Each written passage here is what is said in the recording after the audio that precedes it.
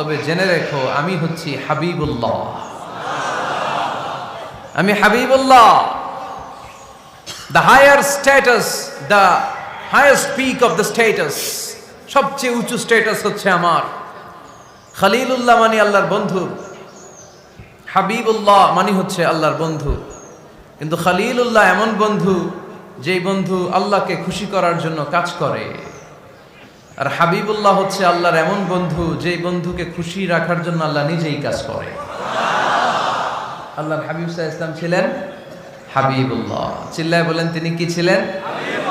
হাবিবুল্লাহ। এত মর্যাদা, এত সম্মান, এত স্ট্যাটাস গোটা বিশ্বের দ্বিতীয় কারো আছে? আল্লাহর হাবিব সাল্লাল্লাহু আলাইহি ওয়াসাল্লামের নুরানি চেহারার মতো চেহারা পৃথিবীর অন্য কারো আছে? কোনো দিক দিয়ে আল্লাহর হাবিবের সাথে কোনো মানুষের কোনো ধরনের কম্প্যারিজন, তুলনা চলতে পারে না। Whether it's the fitness, whether it's the skin colour, whether it's the sound, whether it's the status, is out of any kind of comparison. তিনি সব ধরনের তুলনার ঊর্ধ্বে। As a father, as a teacher, as a commander, as a lawgiver, as a lawmaker, as a reformer of the society, Muhammad is the superman of the world.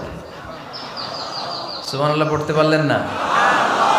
স্বামী হিসেবে, বাবা হিসেবে, নেতা হিসেবে, সমাজ সংস্কারক হিসেবে, নবী হিসেবে আল্লাহ রাসূল সাল্লাল্লাহু আলাইহি ওয়াসাল্লাম হচ্ছেন এই পৃথিবীর একজন সুপারম্যান। আল্লাহু আকবার।